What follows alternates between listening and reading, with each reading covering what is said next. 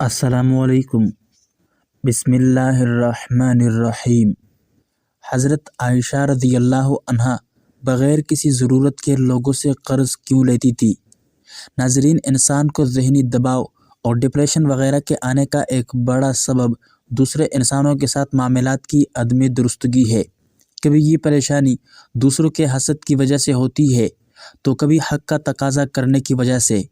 بسا اوقات آدمی قرض لیتا ہے لیکن جلد ادا نہ کر سکنے کی وجہ سے قرض خواہوں کی طرف سے تقاضا شروع ہو جاتا ہے۔ یہ ایک مستقل ذہنی تناؤ کا باعث ہو جاتا ہے۔ اس کیفیت سے بچنے کے لیے بھی ان حضرت صلی اللہ علیہ وآلہ وسلم کی دعاؤں میں ہمارے لیے روشنی کا سامان موجود ہے۔ صحابہ کرام نے اکثر آپ صلی اللہ علیہ وآلہ وسلم کو نماز کے بعد یہ دعا کرتے دیکھا: اے اللہ، میں گناہ اور قرضہ سے آپ کی پناہ مانگتا ہوں۔ ایک صاحب نے عرض کیا کہ یا رسول اللہ، آپ مقروض ہونے سے اتنی پناہ کیوں مانگتے ہیں؟ آپ صلی اللہ علیہ وآلہ وسلم نے فرمایا: آدمی جب مقروض ہوتا ہے تو بات کرتا ہے تو جھوٹ بولتا ہے، وعدہ کرتا ہے تو اس کے خلاف کرتا ہے۔ مروی ہے کہ لقمان حکیم نے فرمایا کہ میں نے پتھر اور لوہا اٹھایا مگر کوئی شے قرض سے زیادہ باری نہیں اٹھائی۔ اسی طرح حضرت ابو امامہ انصاری رضی اللہ عنہ کو آپ صلی اللہ علیہ وسلم نے مسجد میں ایسے وقت میں دیکھا جبکہ نماز کا وقت نہیں تھا۔ آپ صلی اللہ علیہ وآلہ وسلم نے ان سے وجہ پوچھی تو انہوں نے بتایا کہ مجھ پر قرضوں کا بوجھ ہے اور طرح طرح کی پریشانیوں نے گھیرا ہوا ہے۔ آپ صلی اللہ علیہ وآلہ وسلم نے فرمایا: کیا میں تمہیں ایسا کلمات نہ بتاؤں کہ جب تم انہیں پڑھو تو اللہ تم سے غم دور فرما دے اور تمہارا قرض بھی ادا کروا دے؟ ابو امامہ رضی اللہ عنہ نے عرض کیا: جی ضرور۔ آپ صلی اللہ علیہ وآلہ وسلم نے یہ دعا صبح و شام پڑھنے کے لیے ارشاد فرمائی کہ اے اللہ، میں آپ کی پناہ مانگتا ہوں فکر اور غم سے، اور آپ کی پناہ مانگتا ہوں کم ہمتی اور سستی سے، اور آپ کی پناہ مانگتا ہوں بزدلی اور بخل سے، اور آپ کی پناہ مانگتا ہوں قرض کے بوجھ اور لوگوں کے دباؤ سے۔ لیکن حضرت عائشہ صدیقہ بغیر کسی ضرورت کے لوگوں سے قرض لیا کرتی تھی۔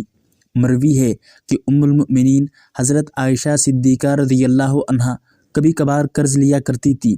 کسی نے پوچھا کہ آپ کو قرض سے کیا علاقہ یعنی کیا تعلق؟ تو آپ نے فرمایا کہ میں نے رسول خدا صلی اللہ علیہ وآلہ وسلم سے سنا کہ آپ نے ارشاد فرمایا: جس شخص کے اوپر کچھ قرض ہو اور وہ اس کے ادا کرنے کی نیت رکھتا ہے تو اللہ کی مدد اس کے ساتھ ہوتی ہے۔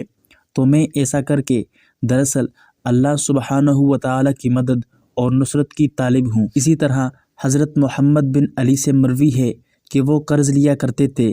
کسی نے پوچھا: آپ قرض کیوں لیتے ہیں جبکہ آپ کے پاس تو اتنا مال ہے؟ فرمایا: اس لیے کہ نبی کریم صلی اللہ علیہ وآلہ وسلم نے فرمایا: اللہ قرضدار کے ساتھ ہے جب تک کہ وہ قرض ادا نہ کر دے، لہذا میں یہ پسند کرتا ہوں کہ اللہ سبحانہ و تعالیٰ میرے ساتھ ہو۔ لیکن اگر کسی نے قرض لیا اور اس کی نیت ادا نہ کرنے کی ہو تو وہ حرام خور ہے، اس لیے کہ نبی کریم صلی اللہ علیہ وسلم نے ارشاد فرمایا: اگر کسی شخص نے کسی عورت سے نکاح کیا اور اس کی نیت یہ ہے کہ اس کا مہر چھین لے یا نہ دے تو وہ روز قیامت زانی شمار ہوگا۔ یوں ہی جس شخص نے کوئی چیز خریدی اور اس کی نیت یہ ہے کہ اس کی قیمت دبا لے تو وہ قیامت کو چور اٹھایا جائے گا۔